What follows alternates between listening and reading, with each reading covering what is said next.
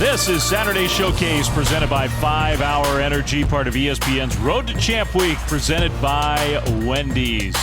Tonight from Spokane, Washington, it is senior night for the #1 team in college basketball. Gonzaga trying to finish off an undefeated regular season. They're 23-0.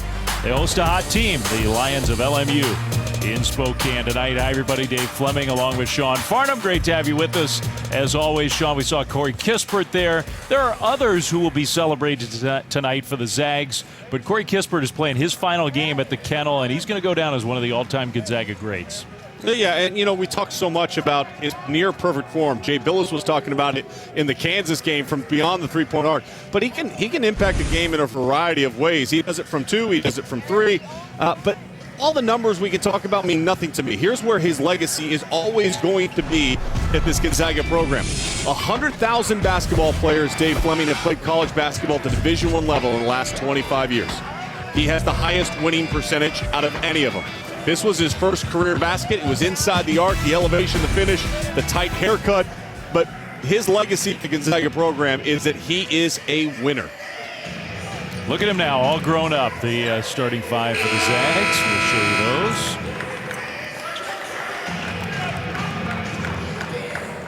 Including Aaron Cook, who is getting a chance to start a game tonight. He is a senior, grad transfer from Southern Illinois.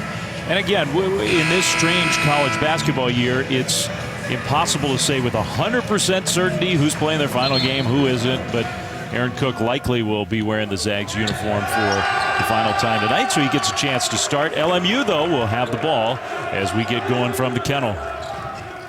LMU, one of the surprise programs.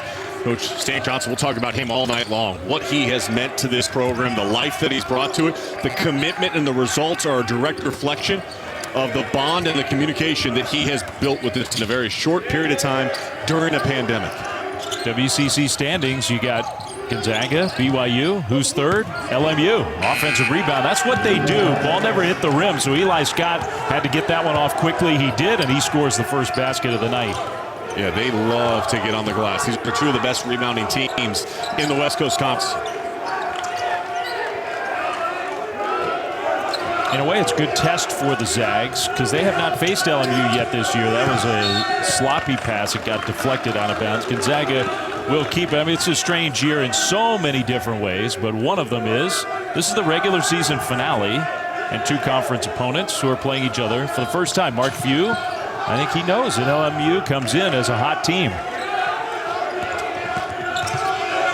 He attacks, hangs, misses the shot, and Matthias Markussen, who's 7'3", big presence inside to go along with some of the other strong players that the Lions have with the rebound.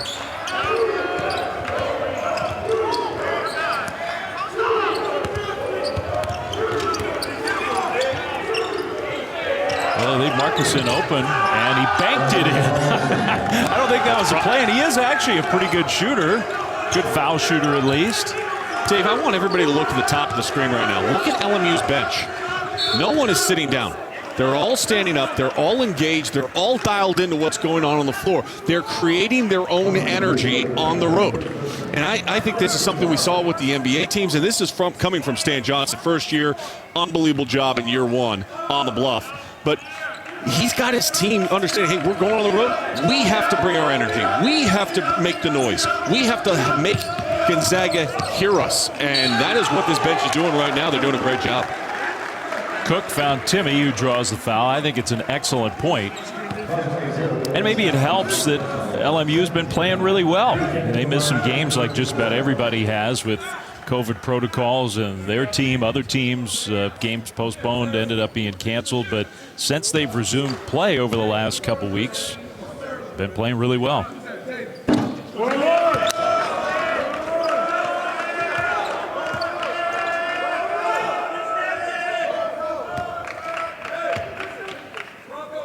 Speaking of playing really well, Drew Timme has just been on an unbelievable hot streak. Free throw shooting, maybe one weakness for him, although even that's been much better of late. LMU's got to call a timeout because Jalen Anderson's teammates didn't know he'd picked up his dribble, and there was nobody there for him to get some help from.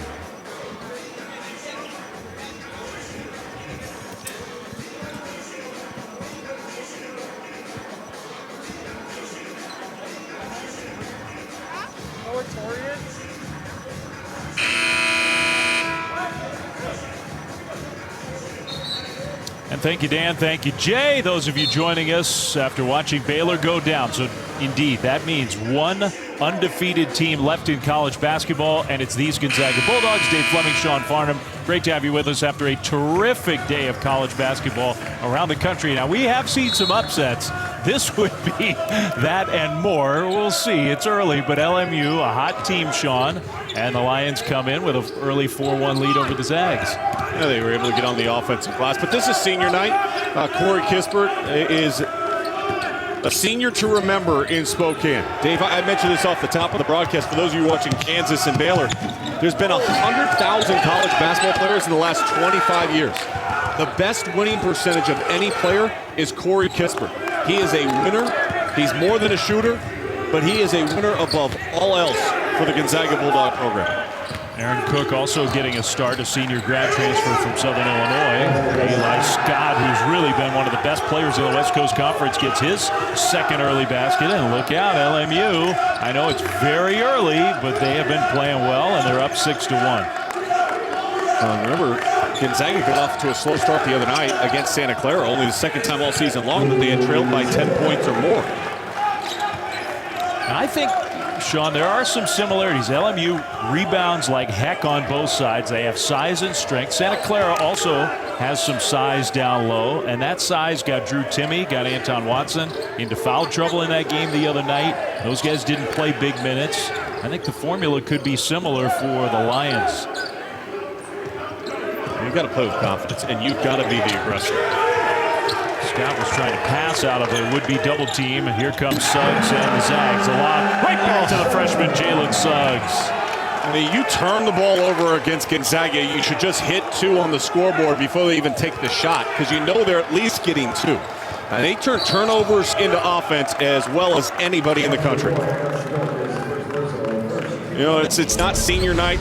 I mean, it's not only senior night, it might be freshman night in Spokane. I mean, look, there's no doubt that Jalen Suggs going to be a top 5 pick in the NBA draft, and you see the athleticism, the awareness. He plays with a little bit of moxie. You love that about him. He has brought a different dimension to the Gonzaga Bulldogs this year. Look at that jump to passing lane again. That one. Anderson back to Scott, but they're going to say what? Shot clock wasn't moving, I believe. All right, so they're going to have to get the stopwatch out and determine how much of the shot clock should have expired by that point. And I think they're figuring it's going to take long enough. They're going to take a full timeout. So don't go anywhere. LMU off to a good start against the now only remaining undefeated team in college basketball, the Gonzaga Bulldogs.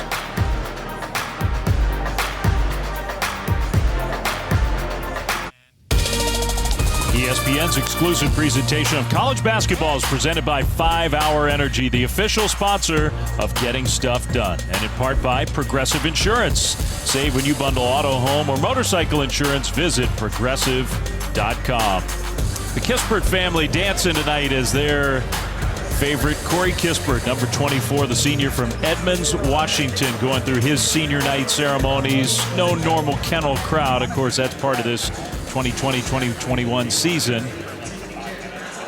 But Kispert, who has had a terrific senior season, one of the great players in college basketball. Sean, the game that stands out among many this year was that performance against the Virginia Cavaliers. It's just so amazing to watch him execute, catch, shoot. You want to learn how to shoot the ball? Watch Corey Kispert. Watch his feet. Watch the release. It is consistent every single time. The comps at the next level is that of a Joe Harris. Ironically, they played for the same club team, FOH, out of the great state of Washington. And Corey Kispert is just so talented, especially in transition, catching the ball on that left wing. That's his favorite spot. But as much as we talk about the three-point shot, look at all the work he's done inside the arc. And I think a lot of that has to do when he tested the draft waters last year. They said, you know, you got to prove that you can take somebody off the bounce. You got to prove you can be more than just a shooter. And this year he has really put forth the effort to continue to become a better aggressive driver, mid-range pull-ups, and getting all the way to the rim. He's played with his first team down. And Kispert did play good defense there. They're going to say ball out of bounds off of Gonzaga. The shot was up from the Lions out of the timeout after they had to sort out the shot clock issue. Kelly Leopepe, who I'm not going to say, Sean, that it's the best hair in college basketball. I can't say that. But the most memorable? Yeah, maybe so for LMU. Lions have possession. You could say he has the best hair in basketball. There are some that would definitely agree with you. Yeah, I don't agree with that. Okay, well, I think it looks great. I like it. It's unique. It's individual expression. Timmy missed that one from close range. That doesn't happen very often.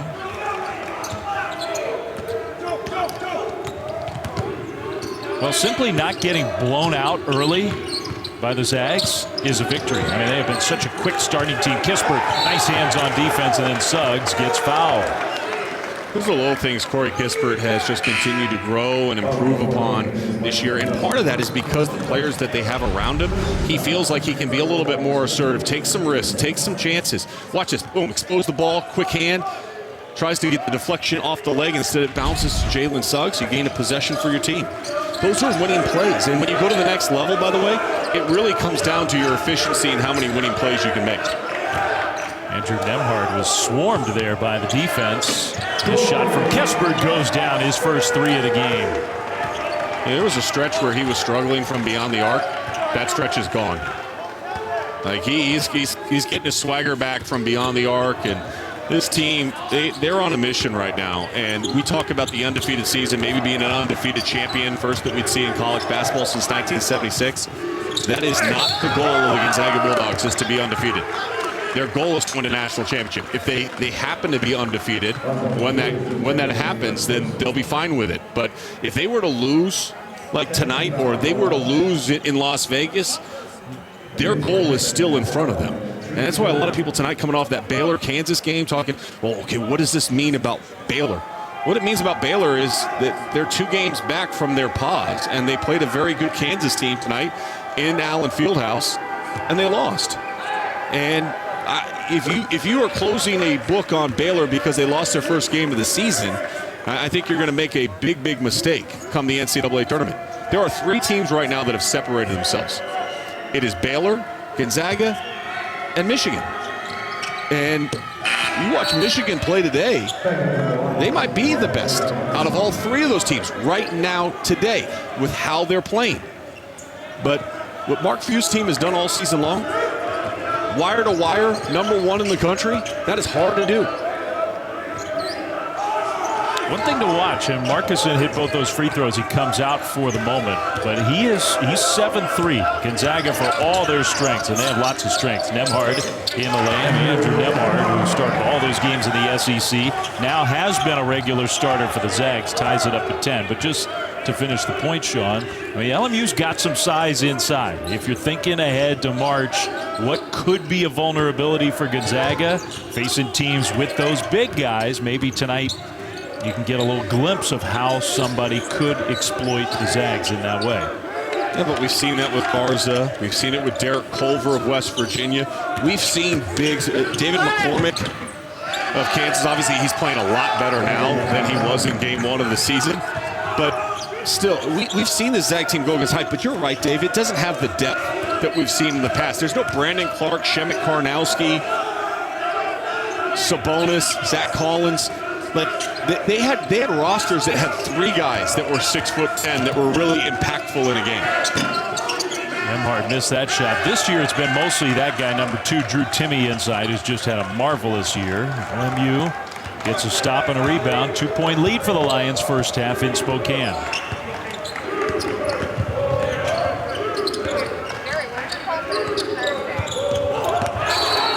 Along the baseline, did he step out? He did. That's Alipiev.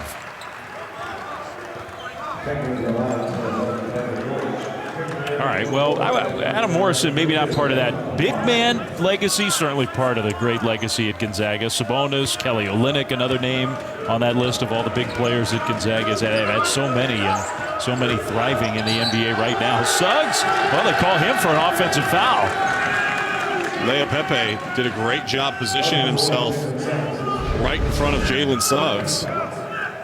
You come off the edge, and yeah, you dip your shoulder right down into the gut. Pepe's like, yeah, that's called a winning play. That's what I do. I mean, he is a scrappy player. He really is. There may not be a player in college basketball that fears contact less than that guy.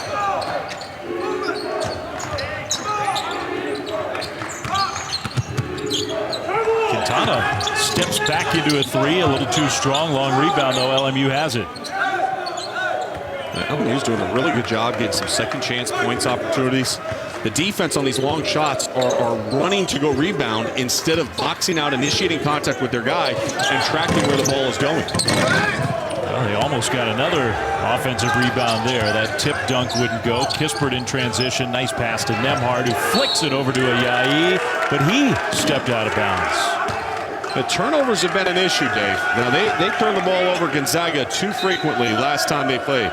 16 turnovers. That was their third highest total of the season. Most they had committed since they had 17 against Pepperdine. And early in this game, they've kind of been a little loose with it. And I think that if you're part of that national audience that's checking in and going, okay, well, how good is the #1 team in the country? And you're watching how loose they are with the basketball right now. You're going, well, are they as good, really as good as they are advertised? And I think that's one of the things. Mark Houston does a great job focusing on the defensive efficiency. But within that, this team needs to continue to focus in on valuing the basketball, because there's going to be a slower paced game in the NCAA tournament. There's going to be a grinder that's going to be physical, that you're going to have to be meticulous in. And this team for all year long has been. Great passes like Watson, who draws the foul. So that sends us to a timeout in Spokane. LMU with a 2-point early lead against the undefeated Zags.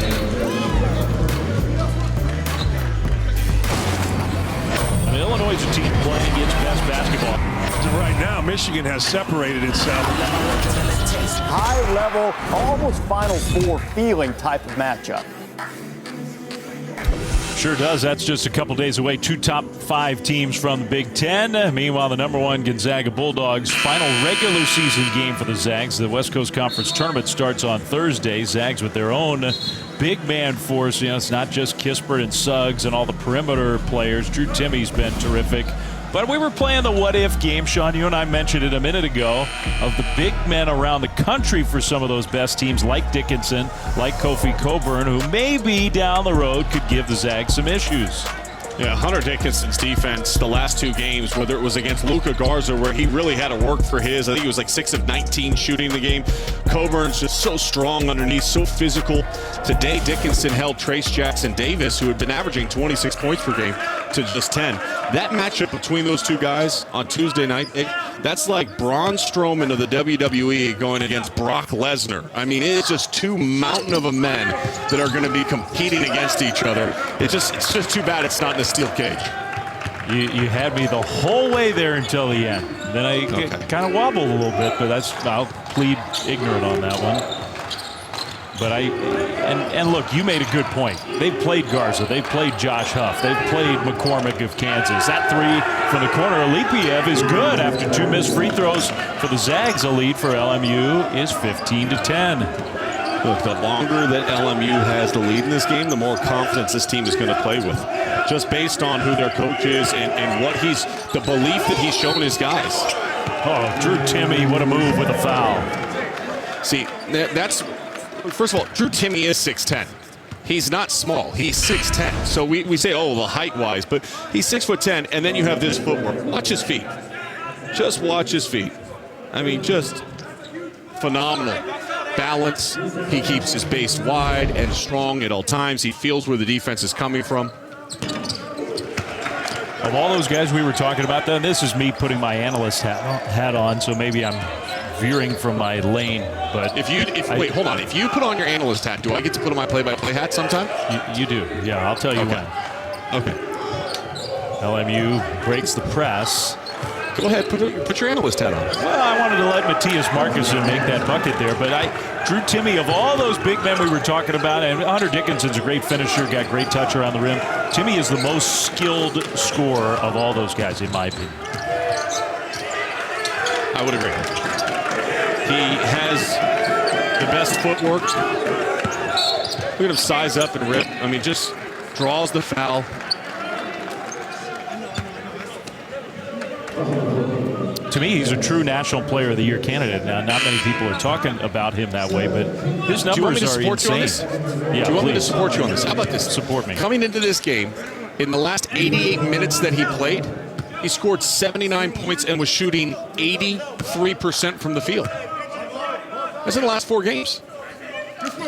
79 points in 88 minutes, shooting 83%. Now, if you want to go longer than that, how about 9-game stretch? There's only one other player in the last 10 years that has averaged more than 20 points and shot better than 74% over a 9-game stretch, and that was Zion Williamson.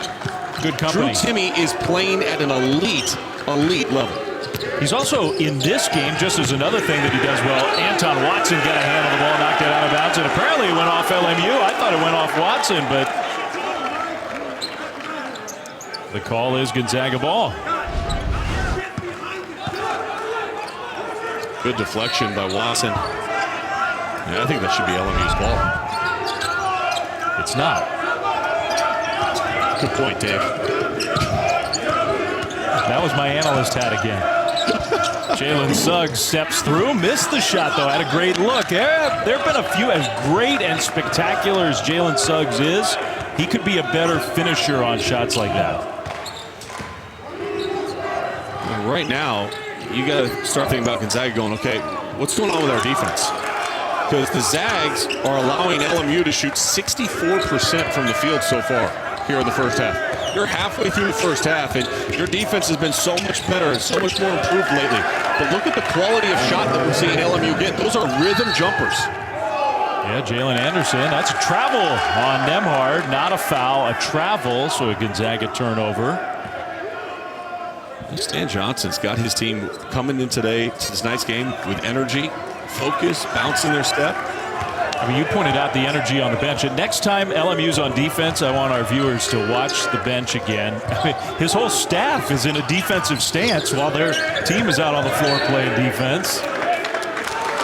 Dave, in fact, you know what I'm going to do? Next time down, we should just not talk so you can hear them. Because with no fans there, the kennel, again, senior night, usually the guys are walking down through the kennel. It's an emotional scene. There's no noise there outside of really LMU students. I mean, LMU basketball team.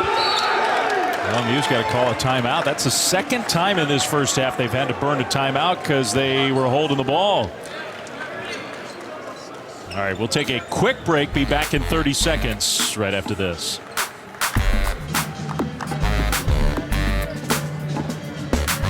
Loyola Marymount has crept into the top 100 in the net. Not humble, but their non-conference sort of got wiped out. A lot of games postponed in the year. They have won the close games, and they're playing really well lately. They have a 4-point lead in the first half over the #1 Gonzaga Bulldogs. Dave Fleming, Sean Farnham back with you. They're coming off a game against Pepperdine where they won at Pepperdine for just the second time in the last 22 years. Pepperdine's a good team. That was a great win for LMU, and that's a foul on a 3. Joe Quintana's going to get 3 free throws. You can't even really put yourself in that position if you're Andrew Nemhard.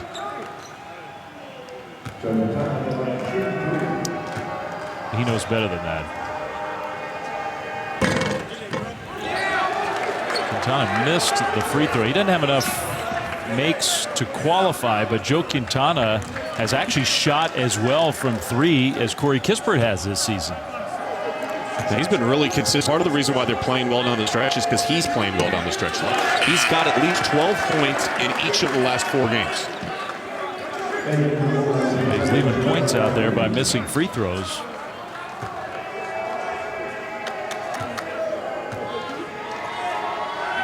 Gets one more and made that one, so it only costs the Zags a point. All right, let's listen to the LMU team talk on defense.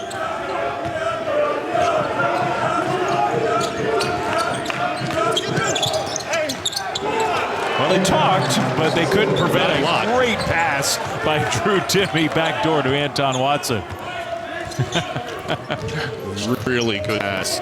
Good spacing. I mean, that's the thing that makes them so difficult to play against, Dave, is their movement. Jay Billis was talking earlier today, I think on College Game Day, about Florida State and their rhythm and their motion and how you don't have to call set plays because there's some re-screen action and all those things. That's true, and Florida State does a great job. Shocking that they lost today to Carolina, to be honest with you. But when you watch Gonzaga play, so much of it is about rhythm, spacing, making the right read. Joel Ayayi is the best in the country moving without the ball. If you look away for a second, he moves, you get lost on defense just like he did there, and he loves to sneak behind you on the back line of the defense. He was almost out of bounds. He got back in, I think, and got those feet set and made the layup. Pepe will kick it back to Eli Scott, who was off the. Eli Scott does everything well, but he's not a great three-point shooter. Watson down low, found Suggs for three. Way too strong. He has struggled from beyond the arc.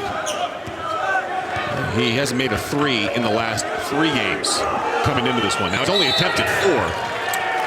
Oh, what a sloppy mistake by Jalen Anderson and LMU. Looking over to the bench for a play call. He didn't get over the midcourt line. That's a 10-second violation. Can't do that against the #1 team in the country, but still, LMU's up by 1.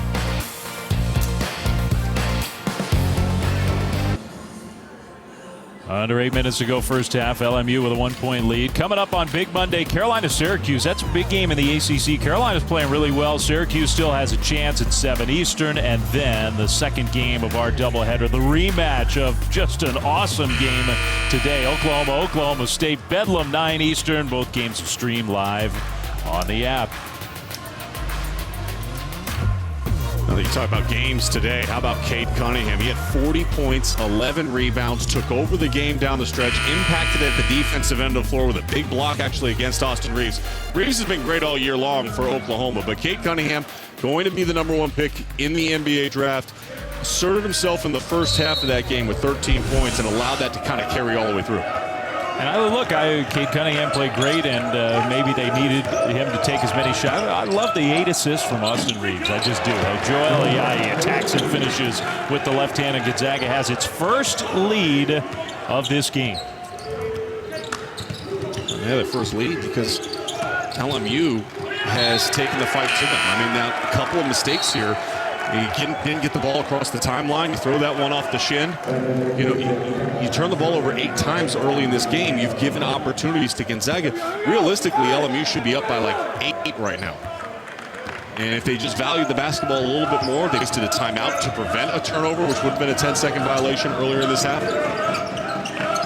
Now, speaking of numbers, does this seem weird to you? Gonzaga has 2 rebounds in this game so far. 2. Well, that's because LMU is not allowing them to get second chance points.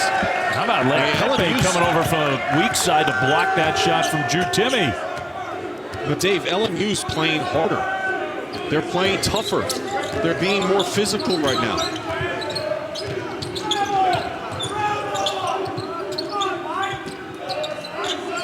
Here's Eli Scott. He had 2 quick baskets. He's been double teamed a lot since then. He does pass out of the double team. And Pepe wide open hits the 3. Listen, as great as Gonzaga's been all year long, and they have been, if they play like this in the NCAA tournament and they start a game like this, Dave, they may not recover. All right, you have to play with a little bit of sense of urgency. Watch Leia Pepe rotate over here from the help side position against Drew Timme. Time it perfectly, get the block, then go down to the other end of the floor. You space out, pass out of the double team, get your feet set underneath you. LMU has thoughts and visions of pulling off the upset tonight. And you can see it in everything from the start of this game, from their bench to their coaching staff to how they're talking to each other out on the floor.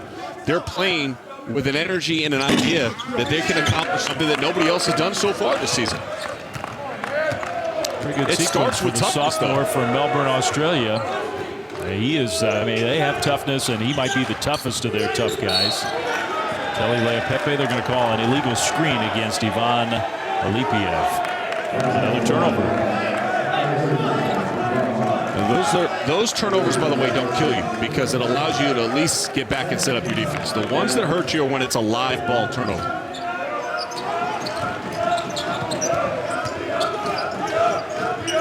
watch where LMU is defensively, how they're reacting. Leah Pepe's been disruptive as any player out on the floor. Absolutely true. He has been everywhere. Plus, he's got that mullet. It's a good look. It fits him, that's for sure. Let's see if they bring the double team on Scott. They did this time, and Eli Scott missed the shot with the left hand. They're going to call the foul against Leah Pepe. Leah Pepe really emerged as a star after those 2 Minnesota games. Everybody kind of took notice to his effort and obviously the hair. But in the last 5 games, he's been playing his best basketball he's played all season long. Oh, then that hurts them. That's his 3rd foul of this first half. So he's got 3 already. That was kind of ticky-tack, that last one.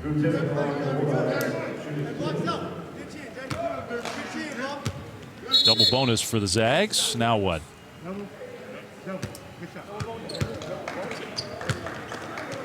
Mike Cyphers wanted to make sure that everybody knew it was 2 shots, I think, not 1 and 1. 2 shots.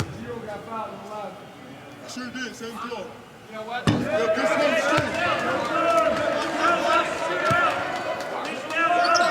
Oh, Mike, what's just coaching our guys, man? Stan Johnson is so quiet there. We can hear the conversation between the official and Stan Johnson. Drew Timme missed both, and then a foul going against Gonzaga. Yeah, Stan let Johnson him play a little bit, by the way. A couple of these fouls. I would like to see that. Yeah. But I would tell you this, Stan Johnson has brought in an energy that is cutting through Los Angeles in particular. I live in Los Angeles. I'm calling this game from my son's room in Los Angeles. And like, he came in right away. He took over the YouTube, he took over the Instagram, he took over the Twitter, and he started trying to rebrand and create an energy. And when I talked to him, I said, hey, I think you've done an amazing job on social media. Social media doesn't win you games, though. And he goes, you're right. But creating energy, people want to connect with things that they know about. And we have to let them know what we're trying to do at LMU. Timme, blocking foul. Yeah, it wasn't. He got lucky. Amazing. LMU still winning this game with as sloppy as they've been with the ball. All the turnovers, they still have a 23-22 lead.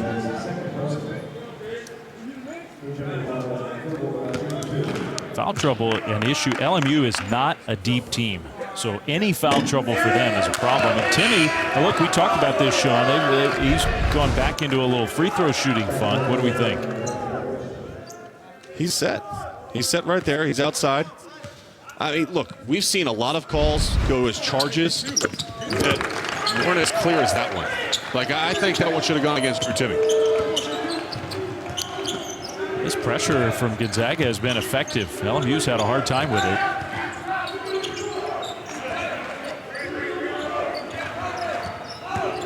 Here LMU gets something going towards the basket this time. Don't settle for any perimeter jump shots. Look to attack, move without the ball, find a seam, and go. They finally do get it to their star senior Eli Scott. Double team, he split it, and his teammate did not get the shot off in time. Parker Dortch, that's a shot clock violation. Gonzaga's doing an excellent job in the double team on Eli Scott. Now, for many people who haven't watched Eli Scott play, he's averaging almost 17.5 points per game and almost 8 rebounds per contest. He's the best player. He's an all-conference caliber player in the West Coast Conference. He demands that kind of attention underneath, Dave. But when you double team him, instead of floating on the outside, I would cut. Find that seam and cut on the middle right to the rim and allow him to dump it down to you and at least force that next defensive player to have to rotate over and help. It would open up the perimeter a little bit more. Gonzaga's defense gotten a lot tougher in the last few minutes. Jalen Suggs almost with a steal there. Shot clock again winding down. Eli Scott's going to have to create something against Kispert. Into the lane. Scott steps through. Missed the shot. Here come the Zags on the move with Timme leading the break. Ayayi three. Good. In transition, they are as comfortable as any team in the country with lining it up and knocking it down from the outside. They run their lanes. They have great spacing and awareness. Here's Quintana three. That one in and out. Tip up is good. LMU needed that one from Marcuson. Where's the box out, though, if you're Gonzaga? You're not boxing out. I mean, offensive rebounds there have been plenty of opportunities there for LMU to get second chance points. Yeah, there have. Suggs was out of control. He turned it over. That's kind of the type of play you were talking about a while ago. Too many of those lately. Marcus, a great pass from Scott. And Mark Few wants a timeout. He did not like that last sequence there. So we'll take a timeout ourselves with Gonzaga's lead. Just one, 28-27. ESPN's exclusive presentation of college basketball is brought to you by Wendy's. Try the new jalapeno popper, chicken sandwich, and salad today at participating U.S. Wendy's.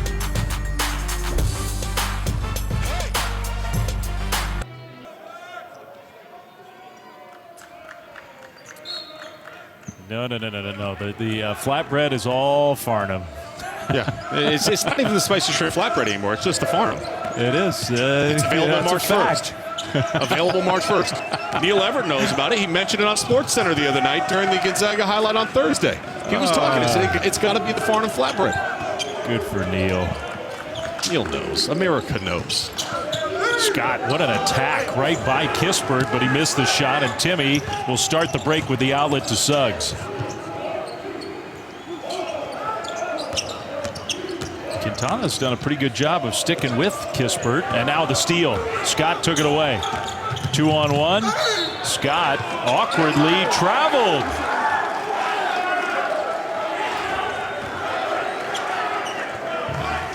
He wanted the Euro step.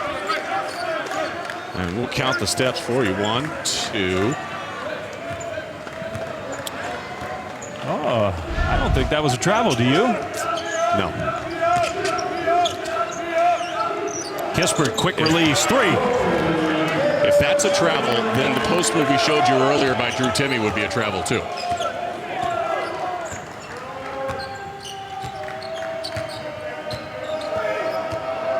Corey Kispert, very efficient on his senior night in Spokane. Now a foul against Timme, reaching from behind. Well, tomorrow, the Undefeated presents A Room of Our Own, a 1-hour special that explores the connection that black athletes have with music and the impact that association has in powering social movements. It's going to premiere at noon Eastern, 9 a.m. Pacific on ESPN, and then an encore presentation over on ABC, 4 Eastern, 1 Pacific. Check it out. Streams on the app. Very, very well done. That move and another shot around the rim. No good. Kispert and the Zags running again. Ayayi out on the break. Ayayi flips it up and in. The one thing about Gonzaga that we probably don't talk about is their spurtability in their offense. And this is a concern if you're Stan Johnson, is you played well for a majority of this first half. Don't allow them to go on one of those 10-0, 15-0 runs that we've seen so frequently happen all season long. Well, it can happen so fast against the Zags. Ayayi stole it away. Right back. What passing? And Suggs gets hammered. He'll go to the free throw line. That was a beautiful example of how they move the ball on the break. And they're going to go look at this. And this gives us an opportunity. We'll look at this first. Hey, fine. That's a foul. That's fine. Just a foul. Just a normal foul. Let's play. That should not take long. But this is the third possession in a row, by the way. You have a Kispert 3, you have a transition run out. Ayayi's able to finish, and then Suggs earns a trip to the free throw line, and just like that, it could be a 7-0 run for the Gonzaga Bulldogs. And Kispert's awareness, Joel Ayayi, knowing that you have a wing running there, assigned lanes to run, being consistent, the time in practice, all those things show up in transition, in particular for Gonzaga. There is no team in the country that is explosive in the open court as the Zags are. That's a normal foul. Yeah, that's what I think. A little bit of a sell job by Jalen on it. I'm not saying he didn't get hit. He did. But he kind of then threw it to really emphasize it. I think at the end of the day, that's a common foul. Let's shoot 2 free throws and let's keep the game going. I mean, there was some contact with the forearm kind of across the side of his face, but he was going for the ball, trying to block the shot and make a play on the ball. That should be a common foul, in my opinion. 3 really good officials: Mike Cyphers, Michael Irving, Larry Saunders. So You got a good crew.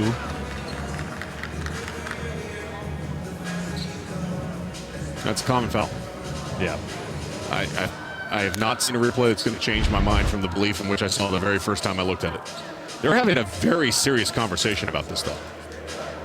And I understand the need to protect, getting hit in the head and all that stuff.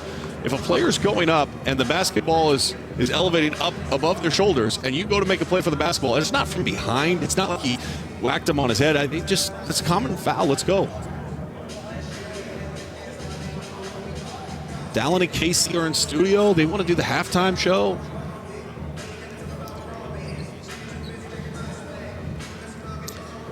Kudos to both those guys. To you as well. You deserve some credit for being in studio all day long and then calling a game at the end of the day, which I know you love to do. But it's been a great day of college hoops, but a long day, and that's how we do it on these Saturdays on ESPN.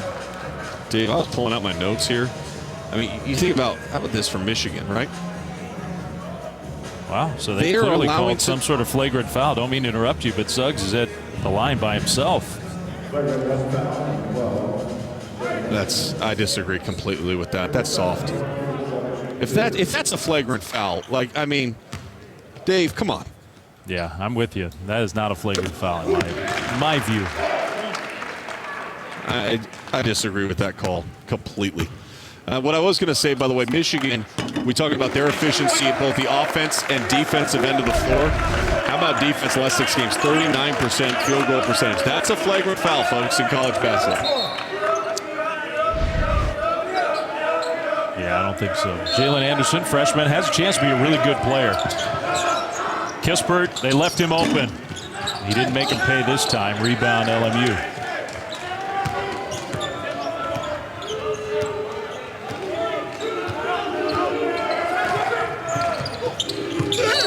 Scott down low. He'll shoot free throws, but he was looking for a chance at a three-point play. He won't get it. Important right now that you make both these free throws to kind of stop this run by Gonzaga. They're on a 7-0 run in the last 2 minutes and 6 seconds. The jerseys, the uniforms tonight, these are uniforms that Stan Johnson, the team, came up with.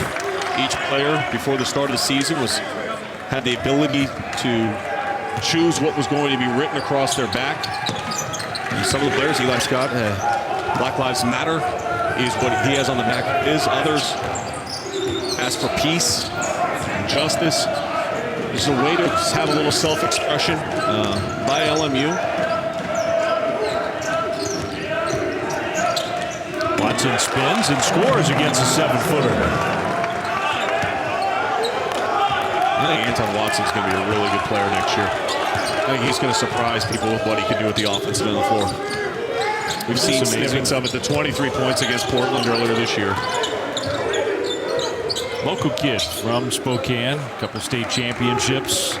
Has been hurt in his Gonzaga career, but healthy now and playing well. There's Jalen Anderson, had a good look. Here come the Zags, and LMU is outnumbered. That's not a good thing against Gonzaga. Suggs lifted for Kispert. Just the awareness and freshman to senior, knowing how they're running the lane. Fantastic. Beautiful to watch. LMU has controlled this first half, and they're down 12. That's how fast it can happen against the Zags. It's a 12-1 run, Dave. Yeah, 19-5 if you go back a little farther. That was Markison who's having a nice game. Gonzaga with time on the clock. Suggs, we'll see what shot they get. He takes the three, way short. I think they could have gotten a better shot than that. Maybe Suggs thought there were fewer seconds on the clock, but I want to see that fast break again, don't you, Sean? There's no doubt that there's no team in the country that understands spacing, awareness, and how they want to do it. You throw the ball, you follow your pass, dump it down. Jalen Suggs, an elite-level point guard. Corey Kispert, a first-team All-American.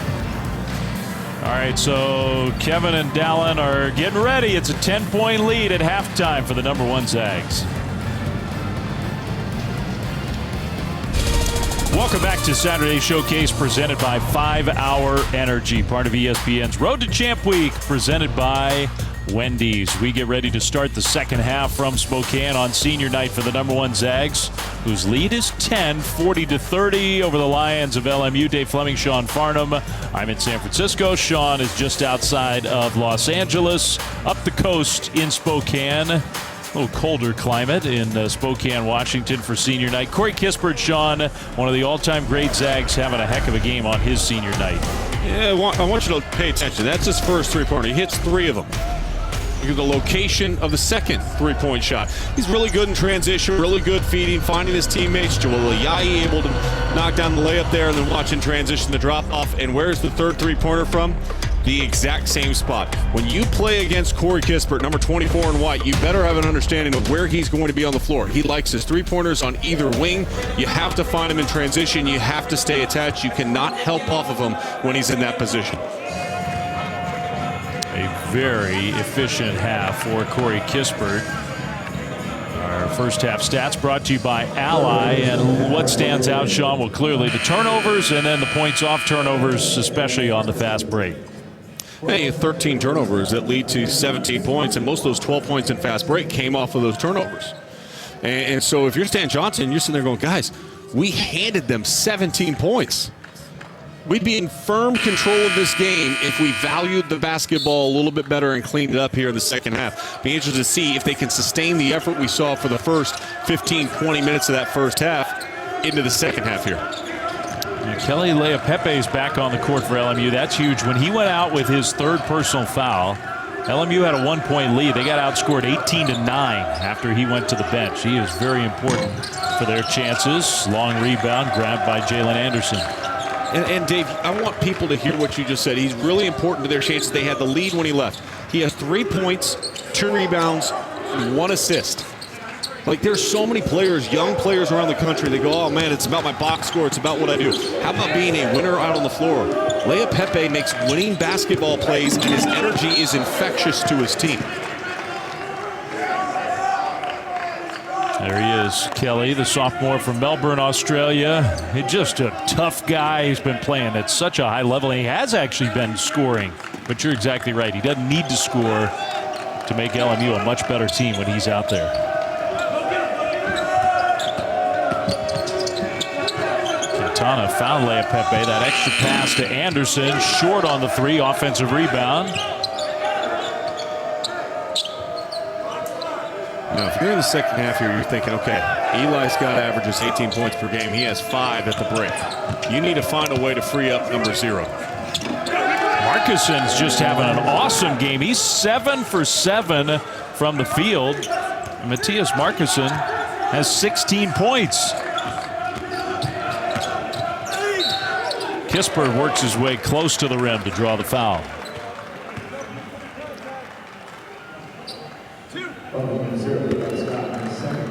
You mentioned that Markuson has been awesome in this game. I mean, you talk about size and how size may play a role down the stretch when you think about the bigs of a Kofi Coburn, a Hunter Dickinson in the NCAA tournament. You know, can they run to a team that can play through the post? And Markuson isn't a great shooter. We certainly seen him bank in a shot from right outside the free throw line, but he's done a lot of his work in the offensive glass, putbacks, down low in the paint, moving without the ball, catching it, keeping it high, and finishing. His pressure was a real factor in the first half. Another deflection. Kispert got a hand on it. LMU, they're having a hard time even just getting it across the midcourt line. Now the trap came.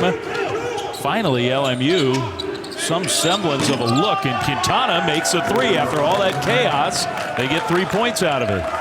Where did everything slow down, though? When Leapepe caught the ball down low on the block, he could have forced it to try to get the cutter on the weak side. Instead, he's like, you know what? That's not a great clean pass. I'm going to make the right play, the sure play, and he found his wide-open teammate. That was a brick, and Watson played some volleyball, punched it back to Timmy. There goes Kispert again.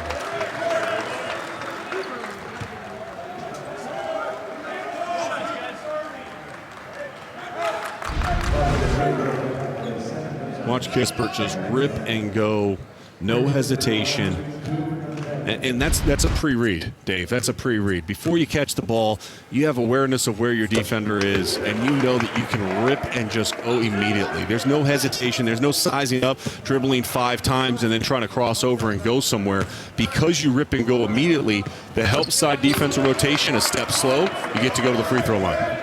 And I like the point you made earlier in the first half. It's well worth repeating. I mean, Kispert's known as a three-point shooter. He's got as pure a stroke from the outside as anybody in college basketball. He is much, much more than that as an offensive player. And he got there by work. You know, you talk to Mark Few, he tells you over and over again how hard he works. Scott, good pass. Leah Pepe, high arcing three-pointer goes down. LMU's not going away. Leah Pepe even got a hand on that one. That turns into a Gonzaga turnover. And Drew Timme, I don't know if he got hit. Suggs, what a terrific defensive play. And he finds Timme for a dunk. Wow. Quintana, though, cannot make that play. You have a turnover and an opportunity run out. You've got numbers. You've got Drew Timme behind you because he got poked in the eye or whatever happened at the other end of the floor. And instead, you turn it over with a lazy pass. Kispert got a block. What can he do? Another little leave pass from Suggs. This time LMU defended it, so the runner short.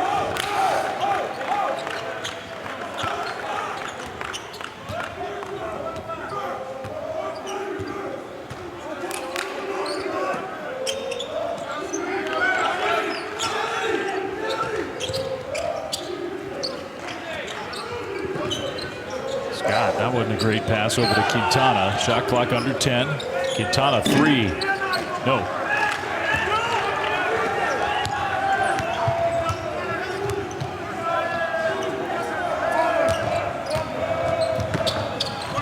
Bounce pass. Timme threw it really hard. I thought that actually went off Kispert, but it's out of bounds off of LMU.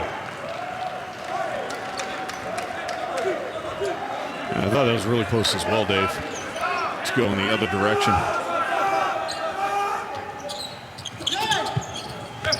Cut by Ayayi, just hung in the air. Use that left arm to fend off the defender and finish with the right. Movement without the basketball, cutting with purpose, understanding awareness of where the free space is, and getting there. That's what Joel Ayayi thrives in. The best mover without the best basketball in the country. Yeah. He's such a good player. He's in constant motion. Scott finally got one to go. Man, he's had a lot of looks around the rim for such a good player. That one finally went down.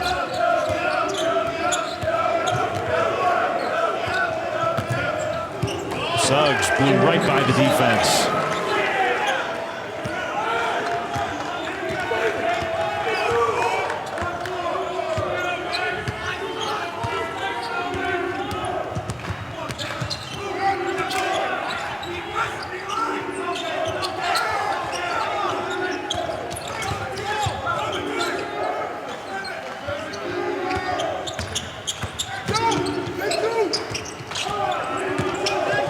In the lane against Suggs, who's just such a good defender for a freshman.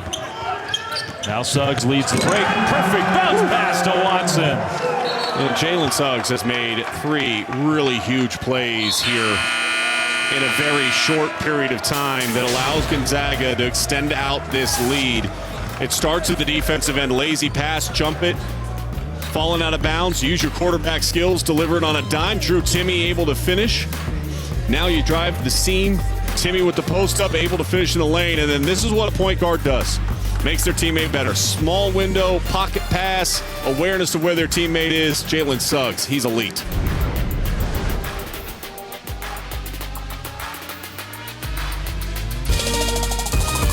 ESPN's exclusive presentation of college basketball is brought to you by Wendy's. Try the new jalapeno popper chicken sandwich and salad today at participating U.S. Wendy's. It is kind of nice. There aren't many fans, but there are some. The cheerleaders, the mascot, they get to be sort of up near the concourse. A lot of friends, family, parents are in attendance to see the #1 team in the country, Gonzaga. 12-point lead, 15 minutes to go at home against LMU. The family of Corey Kispert in attendance for his final home game I like your idea, Sean, by the way, of next year, this pandemic year, which has taken away all the celebrations of all the great seniors and upperclassmen around college basketball. Let's make up for it somehow, some way when we can get those kids back to campus. No, we got to bring them back. First game of next year should be senior night from this year. Bring Jalen Crutcher back to Dayton. If you think about what he's meant to that program last year when they had Obi Toppin and they thought there was a chance to win a national championship, to his return this year. Lea Pepe, offensive foul, charge play here. That's a good call. Yeah. Number 4 on him. That's huge. Not good for LMU. He goes to the bench. Not happy about it. But here's what he's got to do, though. He's got to be smart. He sees the defensive player there. You turn your back to the defensive player. You initiate the contact. Just jump stop on 2. Reverse pivot, kick it back out. Or jump stop on 2, little shot fake, and step underneath and try to finish. Andrew Nembhard finds Kispert, that quick release. 3 goes down. I mentioned it. The three-point shots starting to fall once again. He was coming off a 25-point game against Santa Clara. Hit 3 threes for the first time since January 30th. And he's got 4 three-pointers already tonight. Bad news for potential Zags opponents that Corey Kispert, after a lull, which you totally understand in this weird year, a player might go through a cold spell. It happens to all great shooters anyway, but bad news for everybody playing the Zags that he has heated up again. Scott, I mean, that's how many of those has he missed in this game? Quite a few, Dave. I mean, these are shots that he normally makes. I mean, look, he's an all first-team conference player in the WCC. Hit 37 against Santa Clara, just bullied them a week ago in a big win. I mean, he's done a tremendous job, too, of getting in shape. Weighed 269 last spring, down to 228. Suggs with a foul. Doesn't matter how much Jalen Suggs weighs. He's just a basketball player. He's taking over this game. And what I love about it is he doesn't force anything. He really doesn't force it, Dave. He has good feel, good awareness. And he plays with such – he plays larger than he actually is. And I think he is going to be sensational at the next level. Whoever drafts Jalen Suggs is going to be so blown away with his level of improvement that he made from high school to through this year. Biggest thing he talked to me about was, hey, pace of play. I've got to learn how to not be sped up by the defense, and I think he's done a tremendous job of that. He dictates the tempo of the game. He dictates the flow of the offense for Gonzaga. Nobody else does. He thought his teammate made a pretty good play there, Joel Ayayi, but Ayayi got called for the personal. This lead is up to 18.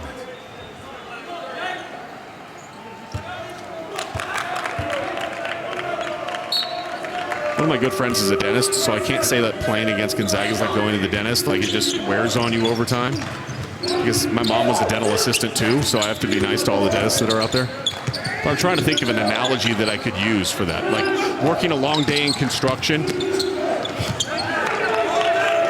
Well, one thing that it is, it goes by a lot faster than a trip to the dentist because they get you quick. Yeah. And sometimes they don't use Novocaine. Yeah. There's no numbing that goes on. All of a sudden you look up and you're like, wait, how'd this happen? Ask Virginia. Ask Iowa. Ask Kansas. Well, coming up when we're finished, Sports Center. There's a lot to talk about, all the college hoops action today. There are a lot of interesting things that happen. The Nets streak at stake without KD and Kyrie. A title defense as well.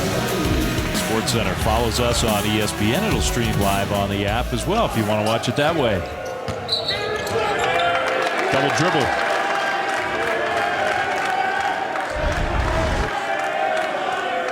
There's Jalen Suggs. Again, defense coming at him. He splits the double team. Head up on awareness. Where's Joel Ayayi once again? Cutting without the basketball along the baseline. Nembhard found Watson. His shot was blocked.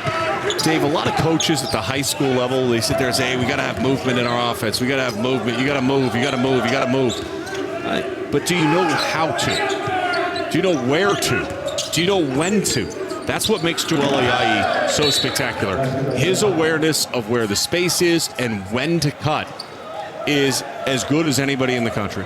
I say it over and over again because it's true. It's unbelievable that you could consider him the fourth option on this team. How good a player he is. I mean, he's an All-American candidate for sure.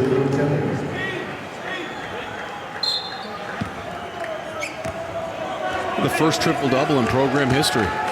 All the great players they've had.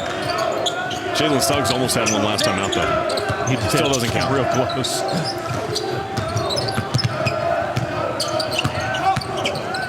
Just kind of weaving his way in.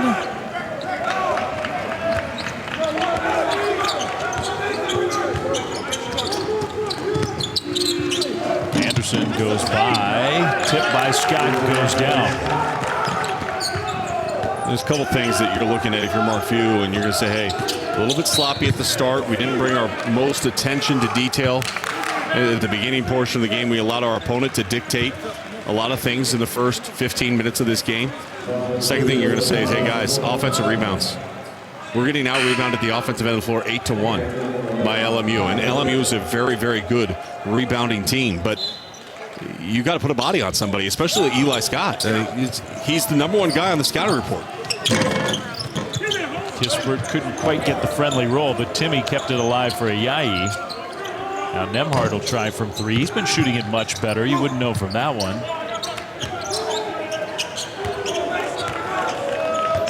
Well, I think you're right. And look, Marcuson and Scott have gotten a lot of looks inside. The defense on the interior, as good as their defense has been at forcing turnovers and getting out in transition. Scott goes by Kispert, then hit the rim on his layup attempt. Suggs got the lead from Nembhard and tried to throw it over the back. He tried to get cute on that one. Yeah, he did. Yeah, he tried to get too cute on that one. That was not substance. That was flash. Flash leads to a turnover.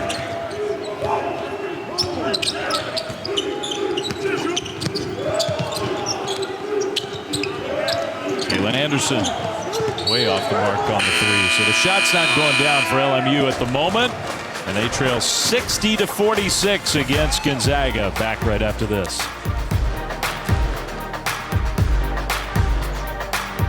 Go. This is about as good as it gets.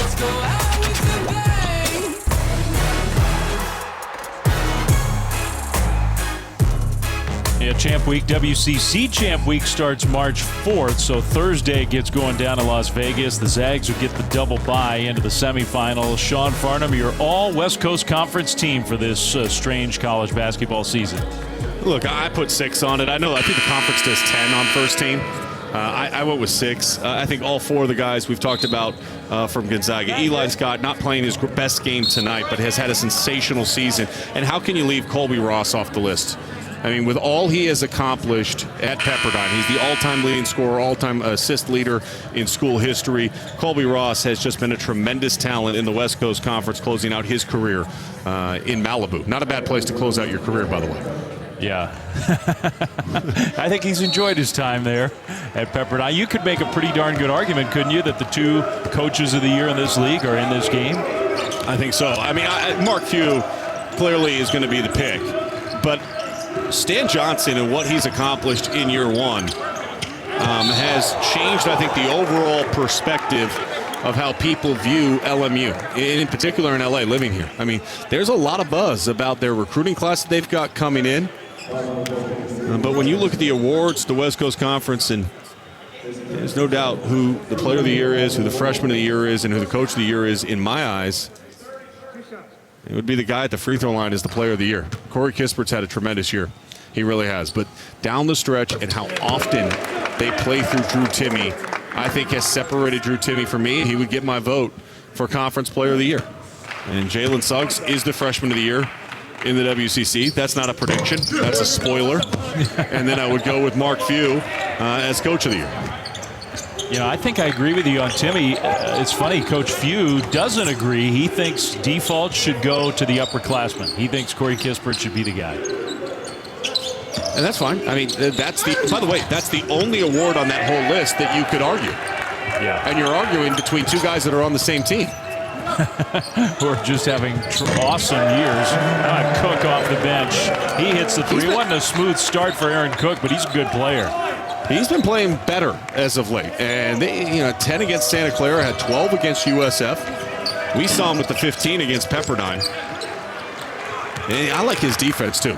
He can get after you a little bit defensively. He's taking some chances, jumping some passing lanes. Gonzaga's still getting out rebounded. Now, part of that is always the shooting numbers dictate how many rebounds are available. Turnovers for LMU have taken away maybe some rebound chances on the defensive end for the Zags.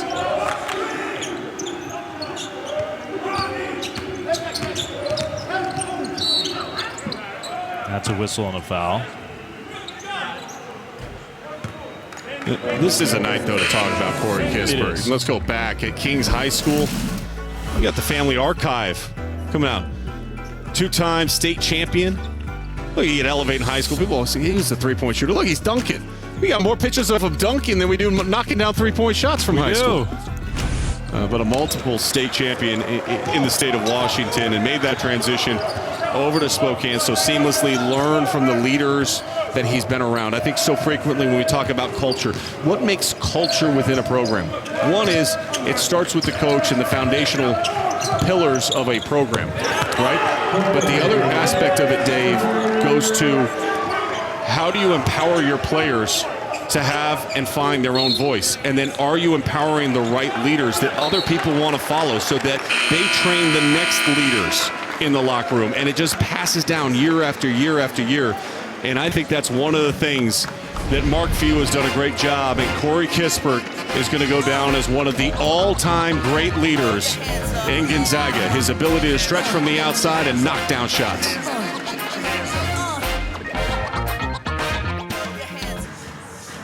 Well, LMU led for a lot of the first half of this game. The Zags, though, have exerted their will since then. And Corey Kispert on his senior night, that was an early photo of Kispert from the young days of his career. That's what he looks like now. That shot has always looked like that, hasn't it? Just beautiful release on his shot. And you go back into Corey Kispert. His first shot, though, wasn't a three. No. It was a tip dunk against Texas Southern. November 10th, 2017. He had the high and tight haircut. The flow is definitely grown out. The lettuce is good right now for Corey Kispert. 5 of 8 from three-point range. That's kind of what you've been talking about. The three-point shot is coming back, and it's just so pure. Who else would you want to watch shoot the ball than that guy? It just looks the way it's supposed to look. Dave, and for young shooters out there, young guys that want to play basketball at a high level, it's about your preparation. What is your footwork like prior to the catch? What is your awareness of space? How much awareness do you have as far as, do I have time to take the shot here? Are they going to close out hard? Can I rip and go? Like, he is so quick in reading that and then making sure his base is strong underneath him and the release is consistent. And that comes from hours and hours and hours of practice. That's a pretty good release from Alipiev, who hits the three.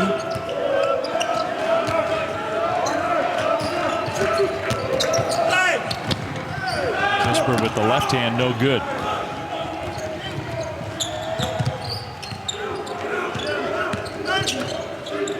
We are celebrating Kispert, rightfully so, tonight. But there's a chance that, I mean, we know Suggs, this will be his last home game. It seems to me there's a pretty decent chance. Joel Ayayi, even Drew Timme. I mean, it could be that these guys are playing their final games with the Zags. A lot will be determined after this postseason run. There's no doubt about it. Yeah.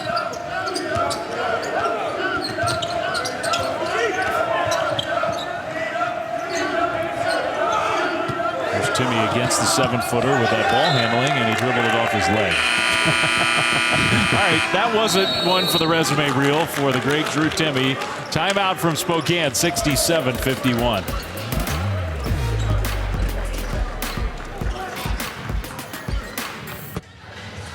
(67-51). That's our score with 7:59 to go in this game from Spokane, the final regular season game in the West Coast Conference. NBA Sunday Showcase tomorrow. Real good one in the NBA with Kawhi and the Clippers taking on Giannis and the Bucks. Coverage begins with NBA Countdown at 3 Eastern, noon Pacific over on ABC and the ESPN app. And congratulations to Domantas Sabonis, who was named to the All-Star team in the East. Should have been named right away. He's filling in for Kevin Durant. But, I mean, he's just been sensational. You talk about a player that really came into Gonzaga with high expectations, but really grew. And I think that's one of the big things, player development. Mark Few and his coaching staff do such a tremendous job of developing talent, realizing and maximizing their potential. In particular, the bigs have had recent success that has been so smooth at that next level. Can Drew Timme be a good NBA player? I think he can. Now, is he going to be in the same likeness of, what we've seen from like a Sabonis? No, probably not. But can he have a long career in the NBA and be a good role player? And some people listen to that and say, like, well, that's discrediting his playing ability. No, most of the NBA is role players. But he can really pass the ball. He rebounds well. His footwork is elite.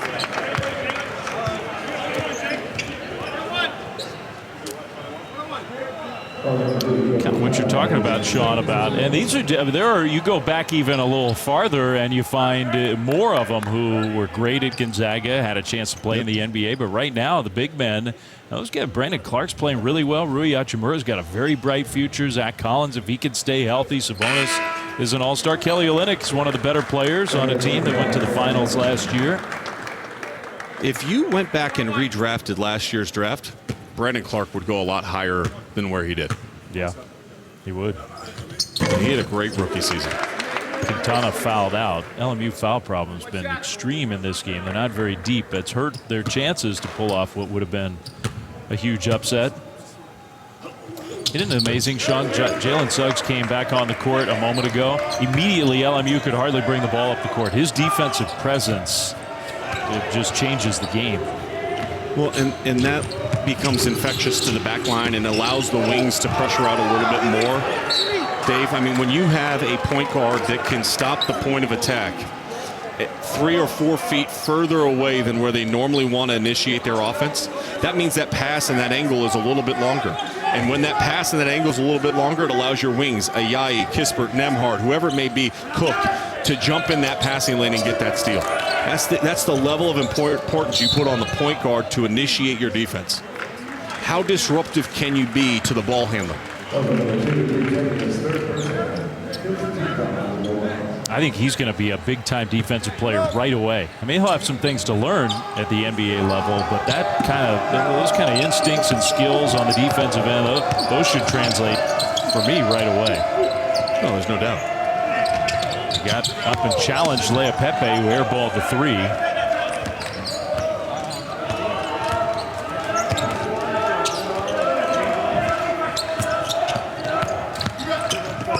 Suggs tried to pass with his left hand. It got knocked out of bounds.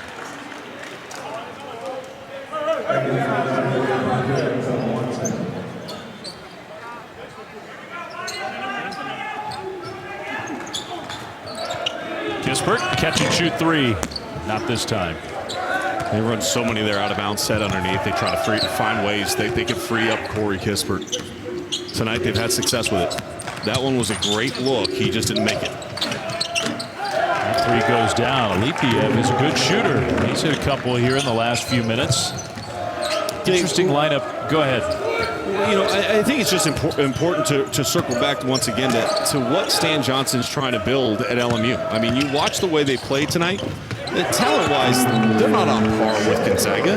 There's very few teams in college basketball that are on par with them as far as talent goes. But effort, focus, what they're running, you can see the building blocks and the foundation to this program are really starting to be established for Stan Johnson. There's Suggs again, just lurking. Mark Pope called him Deion Sanders. He intercepted another one. And then Kispert draws a foul. You mentioned Stan Johnson. He's got that history, Sean. It's not like they've never been great in college hoops. They have been. Yeah, and they've had players over in recent memory. I mean, remember guys like Anthony Ireland. Anthony Ireland could go for LMU. But he's starting to bring back that level of talent. They got a top 50 recruiting class in all of college basketball coming in next year. That bodes well for the WCC overall. I mean, Mark Few's talked about this for a long period of time. Look, there's no doubt who the top program is in the conference. It's Gonzaga. It's been that way for a really long period of time now. But when St. Mary's is really good, it's good for the league. When BYU last year was really good, it's good for the league. It's good for Gonzaga. It's good for everybody. And when you start getting teams that have been perennially in the bottom to have a little energy and have a little fight to them and have success, you're moving the needle in 11 months during a pandemic. Stan Johnson's done some really good things.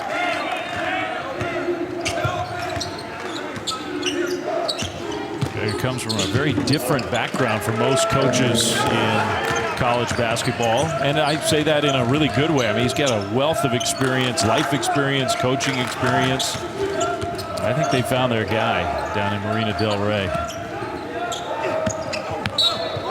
Watson got bumped. And that'll be 5 fouls on Lea Pepe.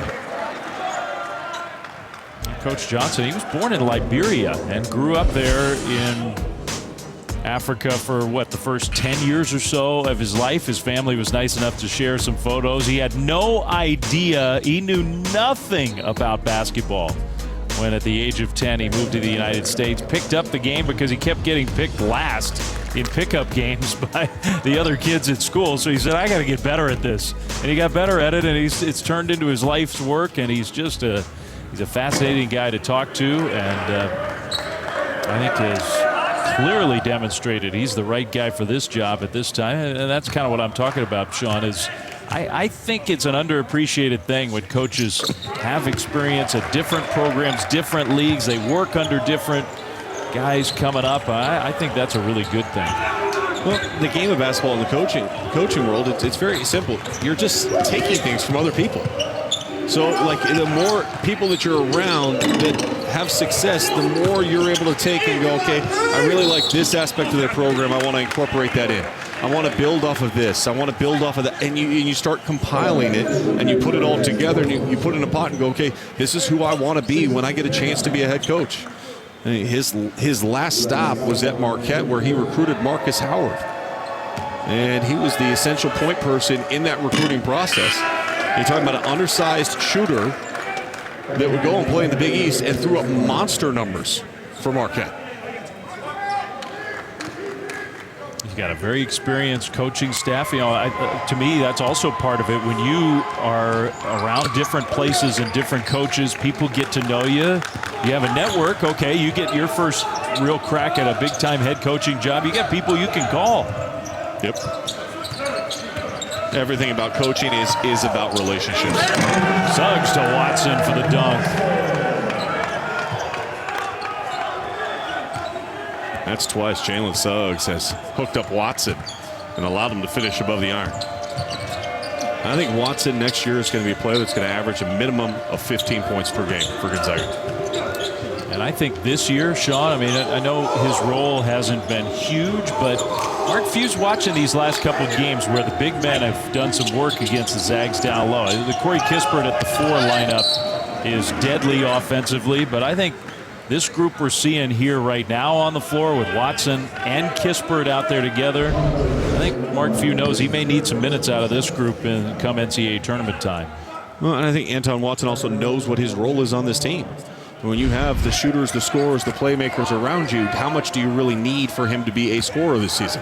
So you sacrifice that a little bit. You find other things that you can do and contribute to help your team win. And I think he's done a great job of that this year. And I hearken back to his 23-point performance against Portland.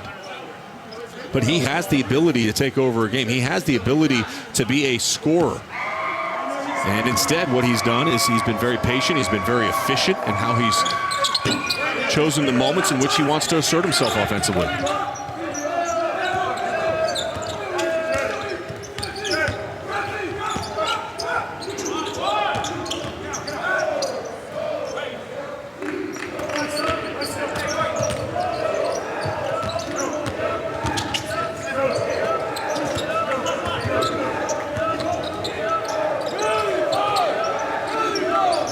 Kispert 3, yes.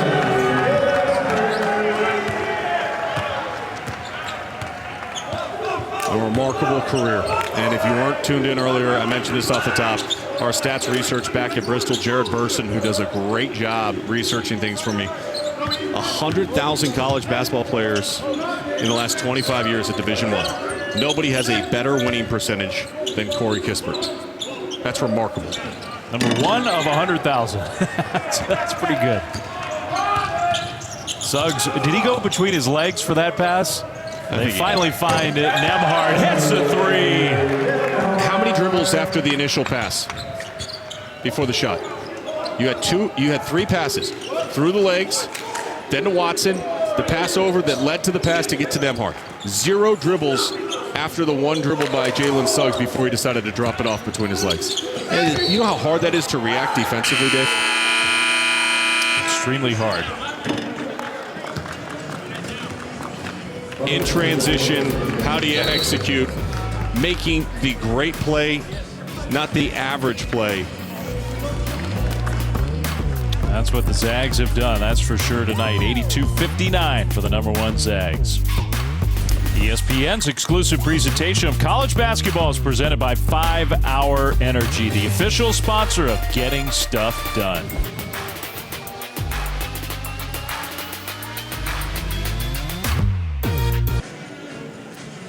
Dave Fleming, Sean Farnham, final regular season game in the West Coast Conference. Number 1 Gonzaga 82, Loyola Marymount. They were game at the start of this one, that's for sure. They led 23-21. Since then, it's been all Zags. 82-59 is the score. Corey Kispert on senior night, 24 points, 6 of 12 shooting overall. But how about 6 of 10 from 3? Rebounds, steals. He's got a block. He's played great position defense. It's been Kispert's night. As it should be, and you know it's tough because it's not the night it should have been, you know. But maybe that also helps you a little bit. Senior night sometimes can amp you up so much because of the raw emotion of the night, and you realize just how this is. There's something that marks the final part of your journey as a basketball player in college, and the students mean so much, and the environment, the Kennel Club up in Spokane, and how much that community overall. It's what makes them so special is that community, how much they support this basketball team. But entering the Kennel tonight and not having all of that noise and all of that fanfare might have allowed him to focus in a little bit better and just say, you know what, I'm going to leave here on a good note here. But I certainly hope there's a time where Corey Kispert comes back and gets to feel that. And maybe, just maybe, that'll happen in the springtime if they're able to finish this thing off with a national championship and a celebration up in Spokane. That would be pretty cool.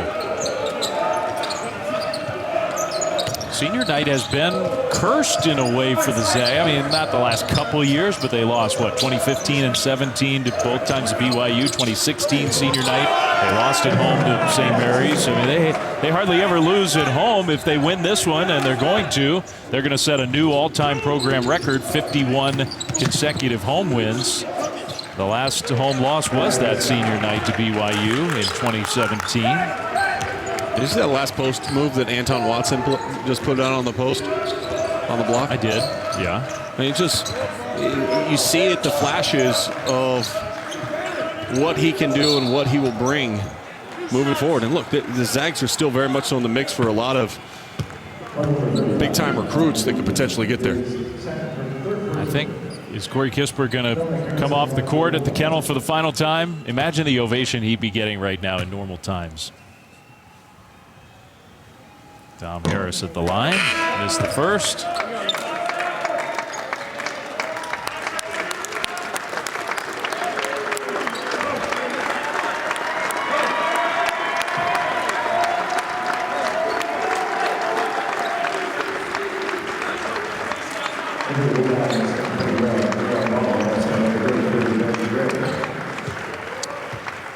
I mean, even that was pretty cool. You can use your imagination and just imagine what it would be like. One of the all-time great Zags.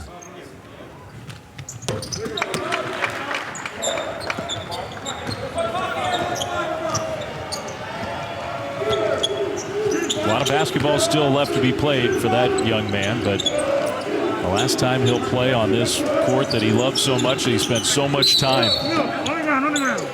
Foul before the shot against Gonzaga. 2 minutes to go. Still more hugs to give. truly remarkable to think about the success that this program has had. Well in hand of going to win this game. They've got a couple more stops in Las Vegas, 2 games that potentially there to win a conference tournament championship. Dave, if that happens, they will be the first team since 2014-2015 Kentucky to go wire to wire as #1 in the preseason poll to entering the NCAA tournament as #1 in the country. The last time a national championship has been done by that, Dave, was Duke.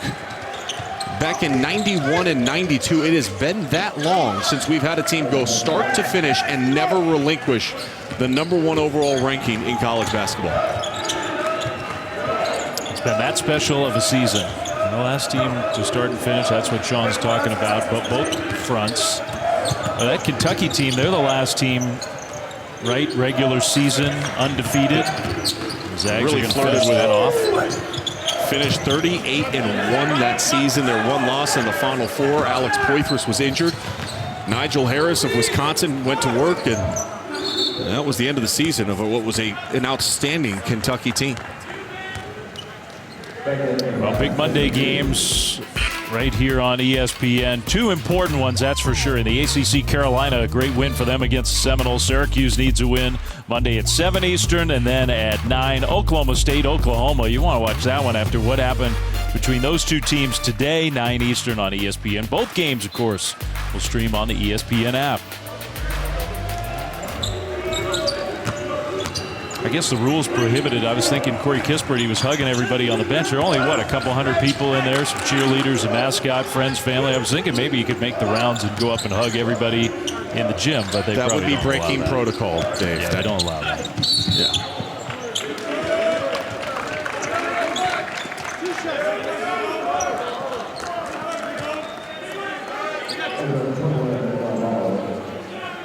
We're finished. Sports Center will follow us with lots to talk about from the NBA, from college hoops, much more.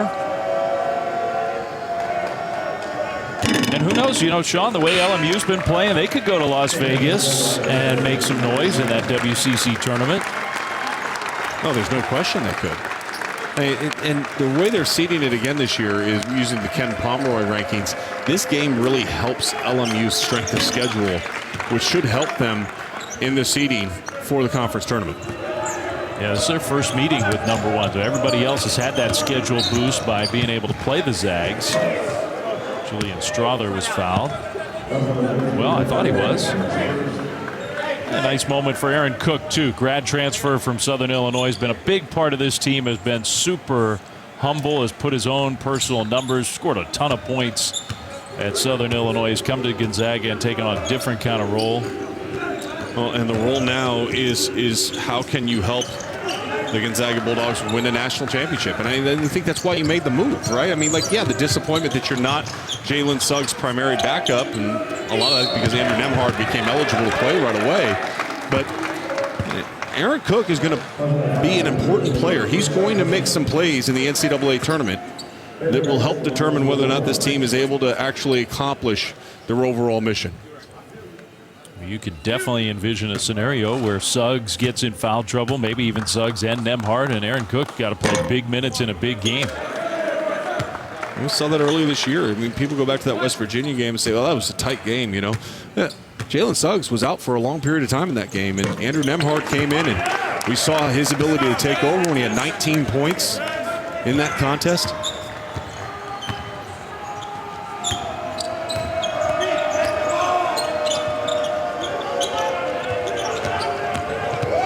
Final 30 seconds from Spokane. It's just a special team, Dave. It really is a special team. And, regardless of whether or not, you're a Gonzaga fan and you want to say, hey, they're not #1 in the country because you're a fan of the Big Ten or whatnot, that's fine. All that will be settled in the NCAA tournament. Nobody worries about that. But if you can't sit back and appreciate that this team has not lost in over a year, then you're missing the boat of what excellence looks like. This is 21 consecutive games in which they've won by double figures.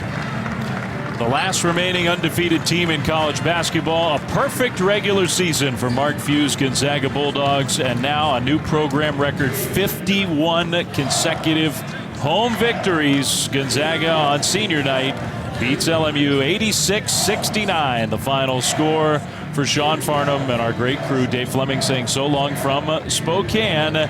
Sports Center coming up now.